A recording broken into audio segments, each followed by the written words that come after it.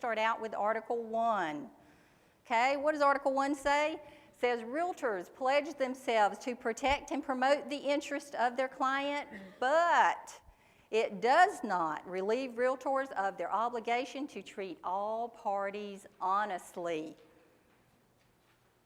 Now, you've been in this business for a while, probably everybody in the room, okay? I've been doing it for 26 years. The number one thing that I think that has kept me in this business and kept me making money the whole 26 years is because I've treated people the way that I would have wanted to have been treated. Do you think that makes a difference? Do you think if you're honest with people that that comes across?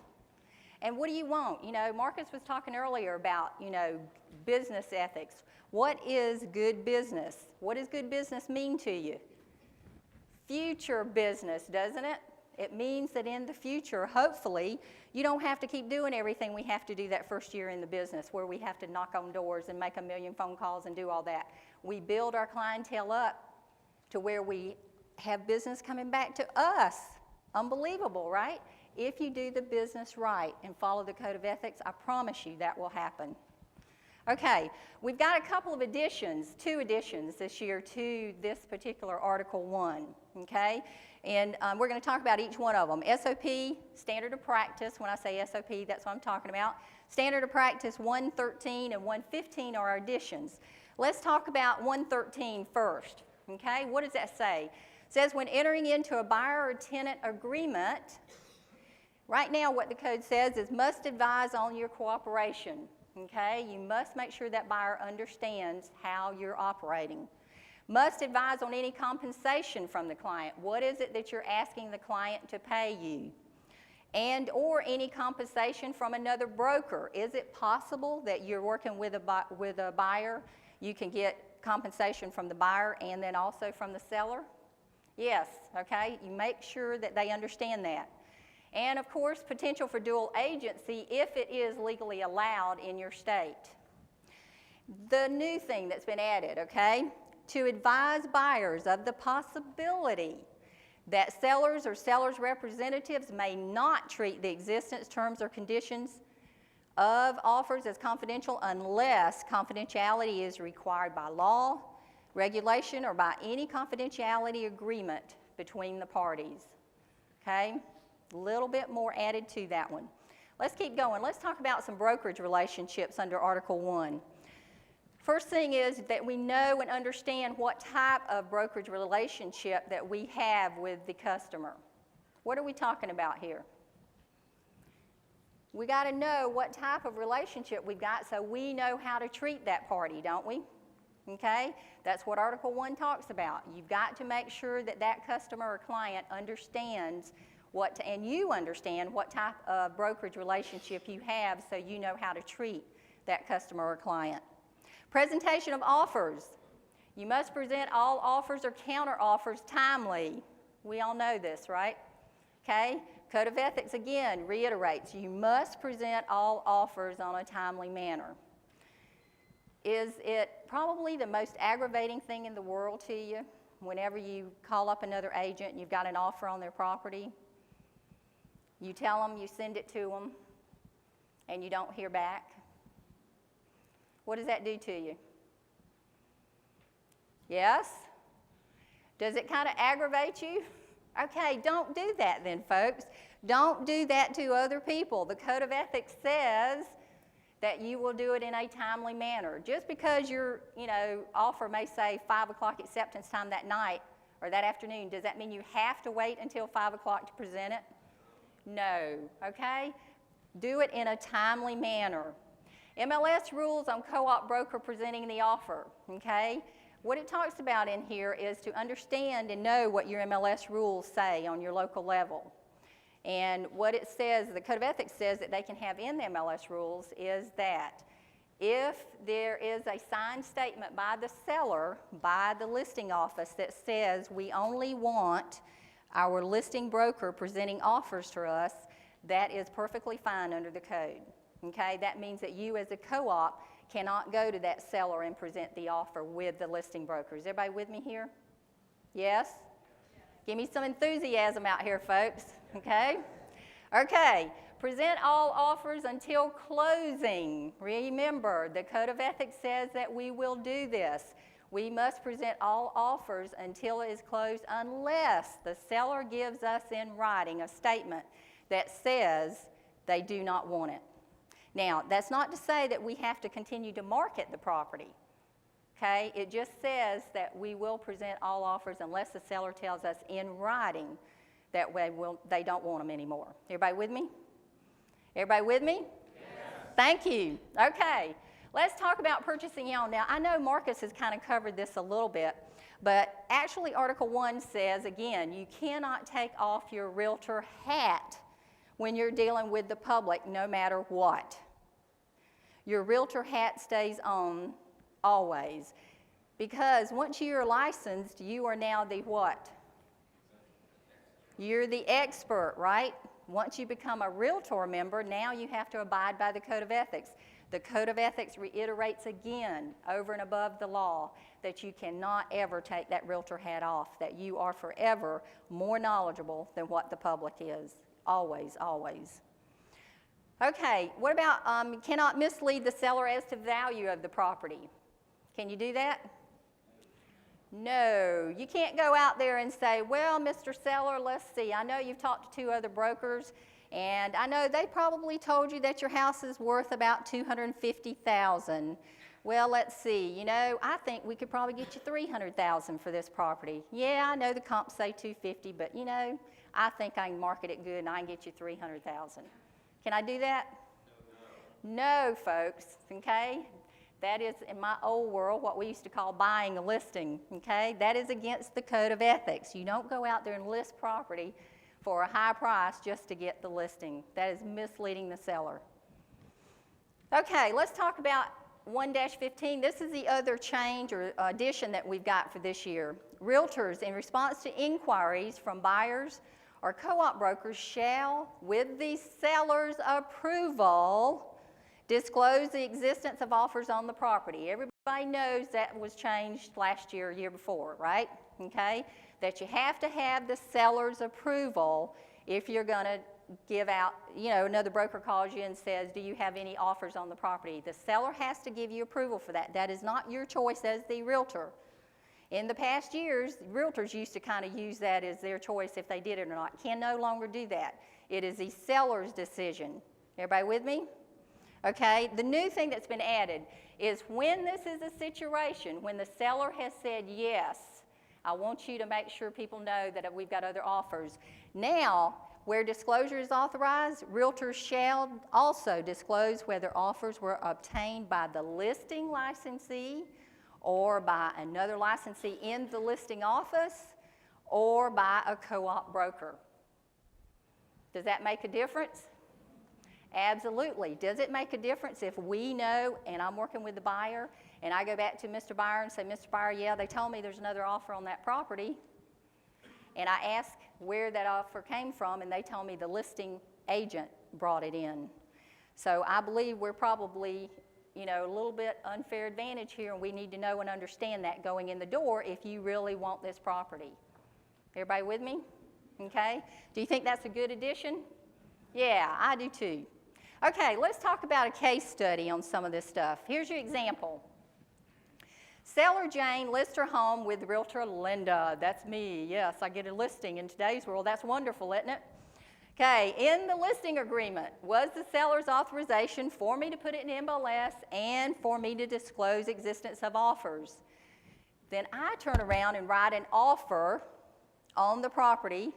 I call my seller to set up the appointment to present the offer, and then Realtor Marcus, Marcus over here, calls me and said he had a buyer, but he wanted to know if there's any offers on the property yet.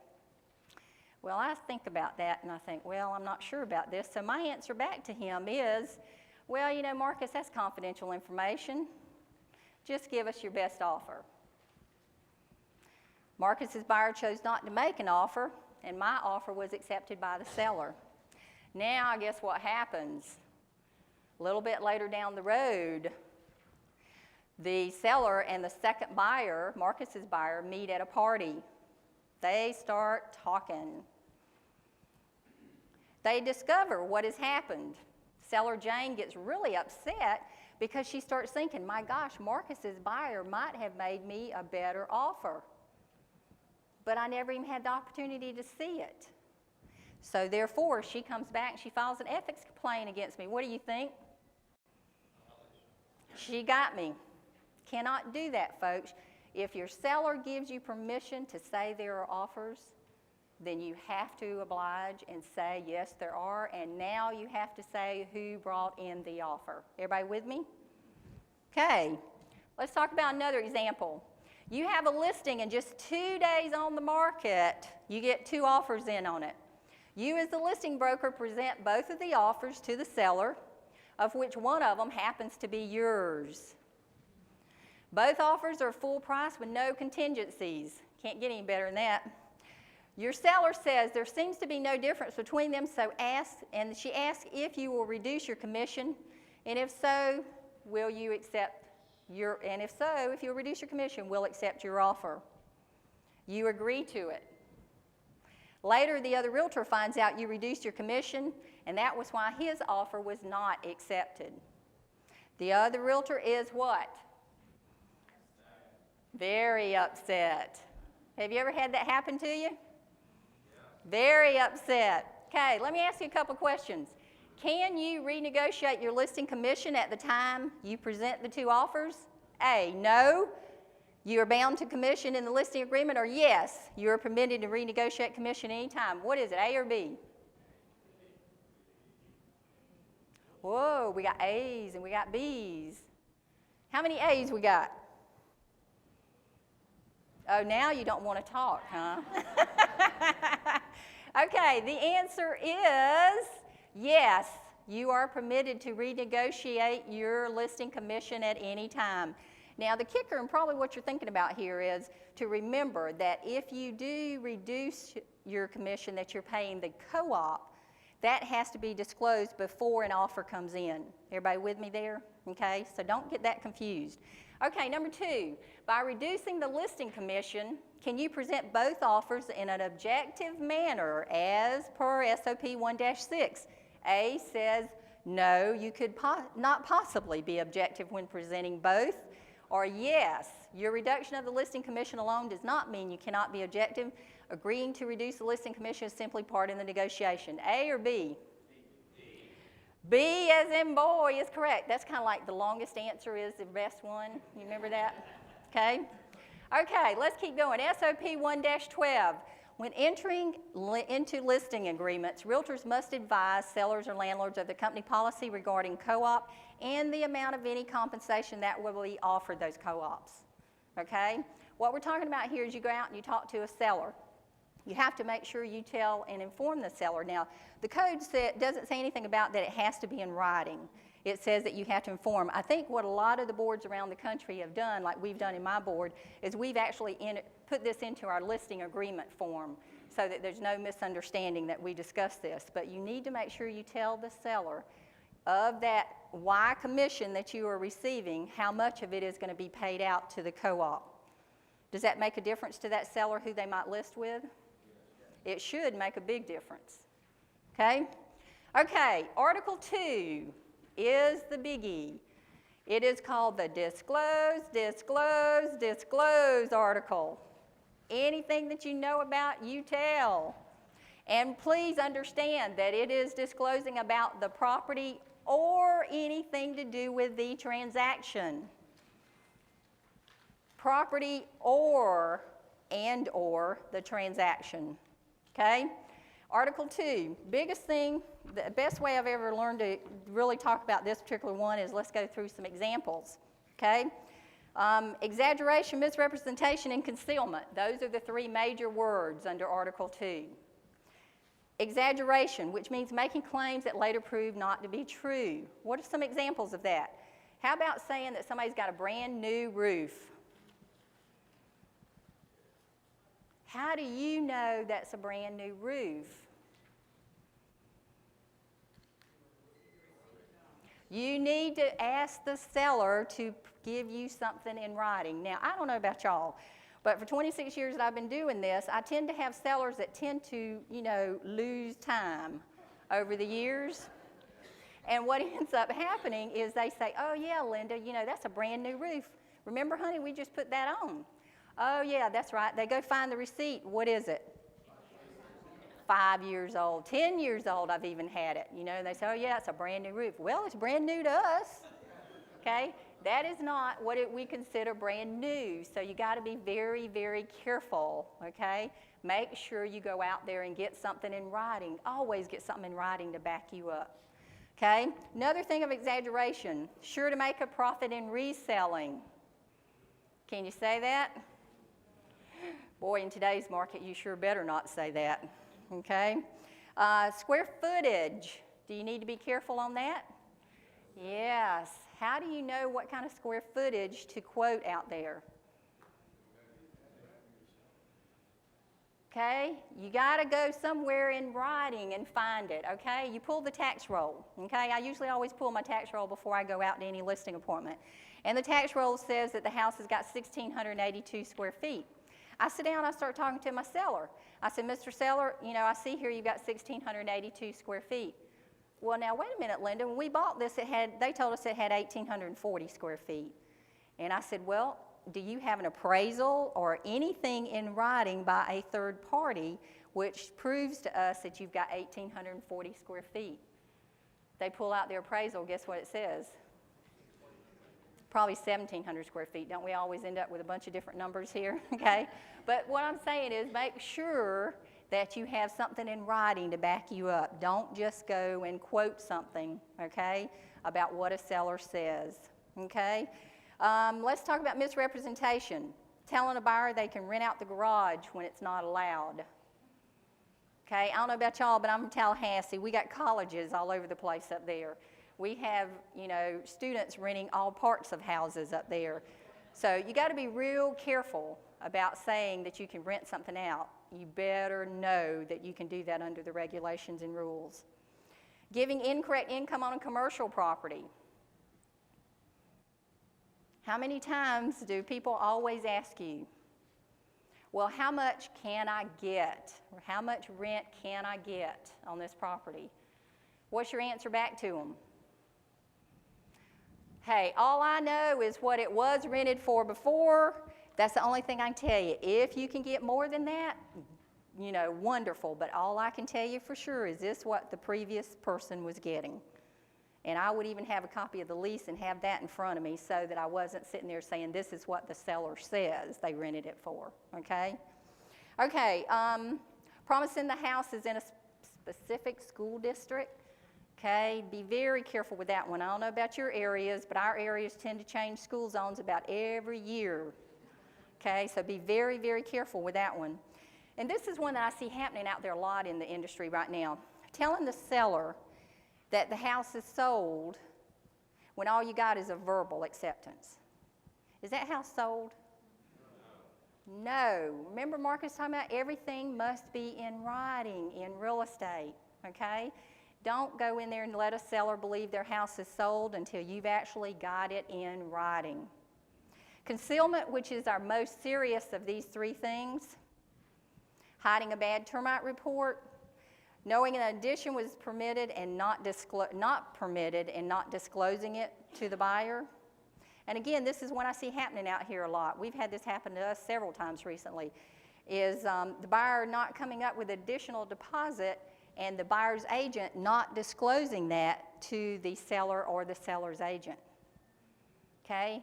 Don't let that happen to you, folks, okay? If there's an additional deposit to be received on that, if you're working with that buyer, you go out there and you make sure you get it. If you don't get it, even how badly you want to have to call that other person, let them know, it is your obligation under the code that you have to call and let them know. Everybody with me? Okay, that is basically my section of this little spiel that we have for you today. I appreciate your time and thank you very much. Another important article to the Code of Ethics is Article 16, and we are privileged this afternoon to have the Florida Association of Realtors, one of our good attorneys on staff, Christy Harrington, to help us with 16. Christy. Thank you very much, Marcus. Good afternoon, everybody. As Marcus said, I'm Christy Harrington of the Florida Association of Realtors, and we're going to spend a little bit of time discussing Article 16 of the Code of Ethics and its relationship to exclusive brokerage agreements. Article 16 states, and I'm quoting here, "Realtors shall not engage in any practice or take any action inconsistent with exclusive representation or exclusive brokerage relationship agreements that other realtors have with clients." Basically what this means is that if you know or if you find out that another realtor already has an exclusive contractual agreement with a client that you yourself would like to have, you can't interfere with that exclusive contractual agreement. Now this applies to buyers and sellers, and it applies to landlords and tenants, all alike. Standard of Practice 16.1 points out in part that Article 16 is not intended to prohibit aggressive or innovative business practices which are otherwise ethical. However, if you know that a buyer or a seller is already represented by another realtor, you should not contact them to offer that same service.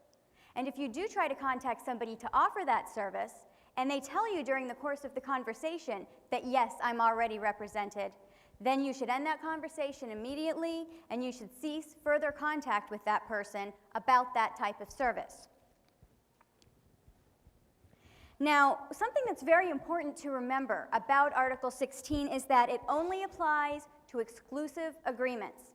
It does not apply to any agreement or relationship that has not yet become an exclusive one. And so this all obviously begs the question, what exactly would be an exclusive relationship agreement?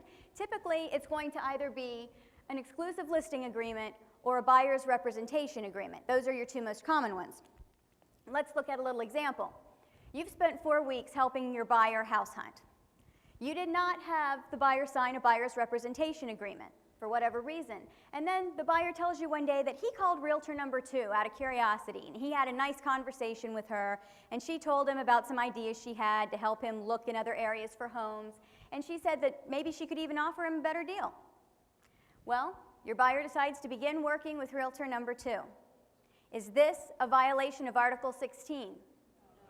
That is correct, because there is no buyer's representation agreement. Now, obviously, this is not the type of activity that we encourage. It's not the type of thing that I believe most realtors would do as far as realtor number 2's conversation with the buyer and what she told him.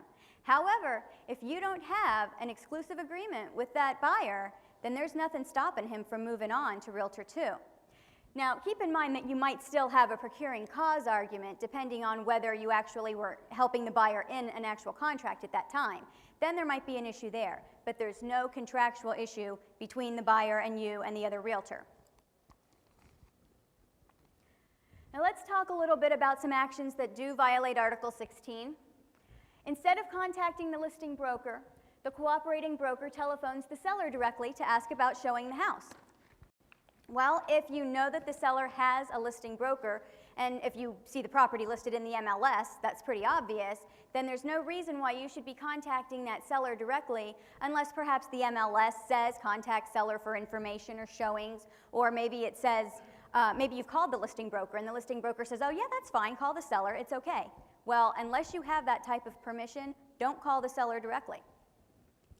Cooperating broker presents buyer's offer directly to the seller without the listing broker's knowledge and consent. Basically the same story. If the MLS has told you it's okay to do that, great. If the listing broker's told you that, that's fine too. Otherwise, not a good thing to do. And finally, the cooperating broker submits the buyer's offer to the listing broker and never receives a response. And this is something Linda was talking a little bit about earlier, where, you know, how annoying it is and everything, and your buyer wants to know what's going on. Did my offer get accepted? Well, the listing broker won't return follow-up calls. So buyer's broker phones the seller directly to make sure the seller received the offer. Something that I want to point out here is that local MLS rules may vary. There might be some issues here under MLS rules. But under the Code of Ethics, dealing with the seller is strictly prohibited, and calling the seller up to ask what the seller thought about an offer he received would be considered dealing. The cooperating broker knows the seller is represented by a listing broker. Cooperating broker needs to keep trying to get in touch with that listing broker, or at least somebody in his office. Let's talk about another example that we see come along quite often here. Again, as we were discussing earlier, with this industry and the way things are going right now, a lot of you guys are actually buying and selling property yourself. So now let's suppose that Realtor Ralph wants to buy a property. It's a good price, he's happy with it, he doesn't really want anything special. He's not looking for, commission or any reduction in the price or anything like that. He just wants to submit an offer, and that's the end of the story. Now, the problem comes in where the house is listed with broker Betty. And Ralph and Betty don't really have a good working relationship. They don't really get along. They've had a couple of bad dealings in the past. Neither one of them really likes the way the other one does business. So Ralph isn't, real happy about having to give this offer to Betty because he doesn't know what she's going to do with it. But he does it because he's got the obligation to go through the listing broker. Betty, of course, has the obligation to give it to the seller. Then a couple of days go by, no response from Betty. And Ralph starts to get worried, because maybe Betty didn't give the seller the offer. Can Ralph call the seller directly? Because he's not acting as a broker here. He's not acting exactly as a realtor. He's just acting as a buyer. Can he call the seller directly to find out if Betty gave the seller his offer? Absolutely right. Like Linda was telling you, you always have your realtor hat on. You cannot call that seller directly. It's the same story. If you can't get Betty on the phone, try somebody in Betty's office. Do not call the seller directly. Now, under Standard of Practice 16.9, it's very important to remember realtors have an affirmative obligation to find out if a potential client is already under an exclusive agreement with another realtor. This is supplemented by Standard of Practice 16.13, which says that when you're trying to determine if a client or a potential client is already represented by somebody else in an exclusive agreement, you should go a little bit farther than just asking, are you already working with another realtor? That might not get you the exact answer that you need. Instead, what 16.13 tells us is that you should ask that potential client, have you signed an exclusive representation agreement yet with another realtor? If the answer to that question is no, then of course you can keep working with them and try to get into an exclusive relationship yourself. If the answer is yes, you need to honor that exclusive relationship and let that potential client go because they're already represented.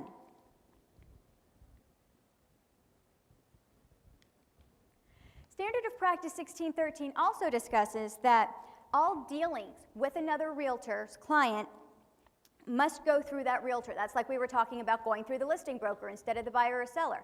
Got to go through the realtor and not the client unless the client has expressly directed you to do something or unless the client's realtor has told you it's okay to contact the client. They've given their consent. The important thing to remember under 16.13 is that we interpret the client's realtor giving you consent as giving express consent. And that means, yes, you can contact my client. Don't rely on you've worked with this realtor in the past and you called his seller then and it was all right, he didn't mind. Don't rely on that. Maybe things have changed. Maybe this particular client doesn't want to deal directly with you. He wants to talk only through his realtor. So unless you've got express permission, don't do it.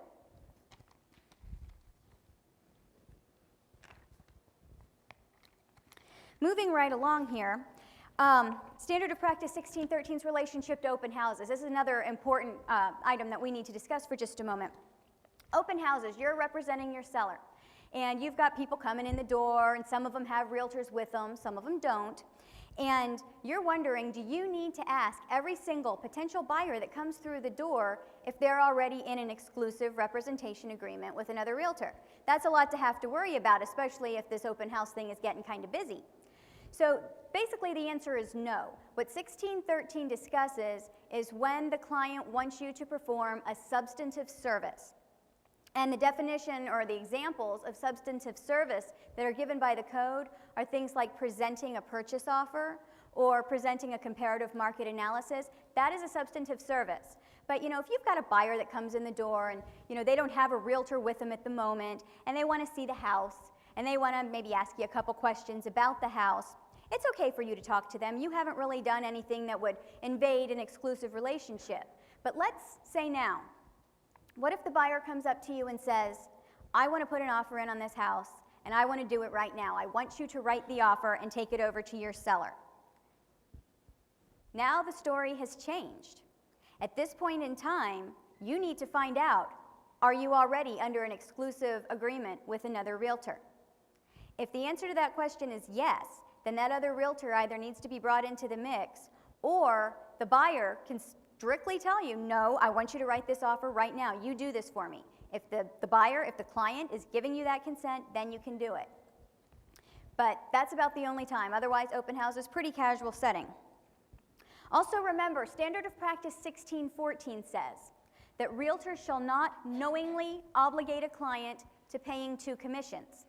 So perhaps this client is under an exclusive agreement and they want you to do something for them that could end up with you earning a commission for the transaction also. If this client knows that, well, I might have some contractual obligations over here to this other realtor and I'm also maybe on the hook for a commission to you, if they know it and they're okay with it, then that's fine. But you've got to make sure that they have the option of either saying, whoa, wait a minute, can't do that, or going ahead with the deal. Another common issue that we see, and this is something that Marcus talked about a little bit earlier, is a situation where you've got a sales associate and they're working with realtor number 1, but now they're leaving realtor number 1 and they're going to go work at realtor number 2's firm. Standard of Practice 1620.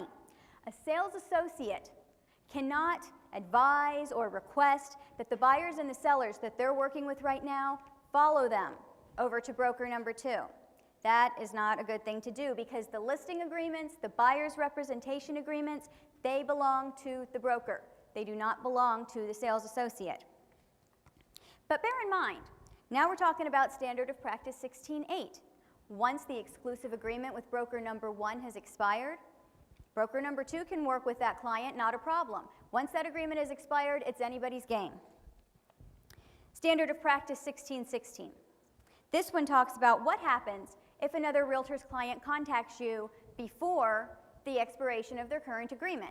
This happens quite frequently. You know, you've got a seller who's got a listing broker and the house hasn't sold and they want to try something else and, you know, so they want to talk to you about it. Or maybe you've got a buyer that's just bouncing around looking for somebody else to show them things. Well, in that type of situation, you can talk about entering into a future exclusive agreement with that person to begin the date after their current exclusive agreement expires. The date after that. Can't start on the day that it expires, it's the date after. A couple things that I want to point out to you very briefly about this is that you need to also warn the client, you know, you might still be contractually bound. You're in a contract now, you might have obligations to this other broker that you're leaving, and they might enforce those obligations to you. So just be aware of this. Now, if the client says, no, I can't stand it, I want out of this agreement today, I want to work with you, whatever, be very, very careful about helping this person interpret their current agreement, interpret their listing agreement, their buyer's agreement, the provisions in it.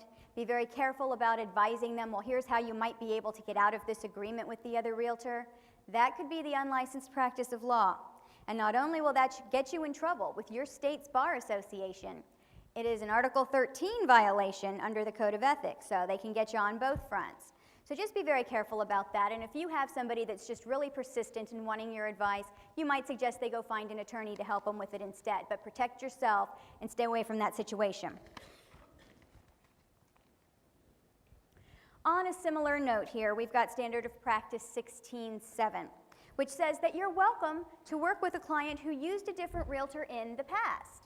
Not somebody that they're under an agreement with that needs to expire. They had past transactions with this person. An example here, June 2005, Realtor Ralph represented seller Sam in the sale of Sam's first home and the purchase of his new home. Now it's January 2006, and you learn that Sam is thinking about putting his house on the market, his brand new house, in March, and you'd like to offer him your listing services. Can you do that? Absolutely you can, unless you find out that Sam has already listed with somebody else, maybe Ralph or another person, not a problem. Doesn't matter if Sam and Ralph are high school buddies, if they've had 10 past transactions before, if there's no exclusive agreement, there's no problem with you asking if they want to use you instead. Something else important, Standard of Practice 16.13 reminds us that a realtor can contact a prospect for a different type of service that's unrelated to the type of service currently being offered. And the example that the code gives is, say somebody's already listed with another realtor and you call them to offer your property management services. Not the same type of thing. But whatever you do, you cannot use the MLS to find prospects for this purpose. You can't find somebody in the MLS and call them up to offer them a different type of service. That's not allowed. Couple examples. Buyer Bob is looking to buy a house and he wants to rent it out. And he already has a representation agreement with Realtor Randy to go house hunting. Now, you don't know of any property management services agreements that Bob's got with anybody yet. You don't know about Randy, you don't know about anybody. So you can call Bob up and offer your property management services to him. Not a problem, right? Right. Okay. Next example. Realtor Joan sees seller Sandy's house is listed in the MLS. And Joan would like to call Sandy up to see if she'd like Joan's help looking for a new house. Can this happen? Is this right? Hearing a little bit of both. The answer is no, because Joan has gotten this information out of the MLS. Joan cannot call Sandy to see if she wants to go house hunting with her. Let's change it up a little bit. Joan's in line at the grocery store, or maybe she's at a party or something like that, and Sandy's in line in front of Joan, or maybe she's at the same party, whatever. They strike up a conversation, and Joan says, well, you know, I'm a realtor in the area, and Sandy says, oh, you know, I just put my house on the market. Well, at this point in time, Joan says, oh, well, do you have anybody helping you look for a new house? Are you planning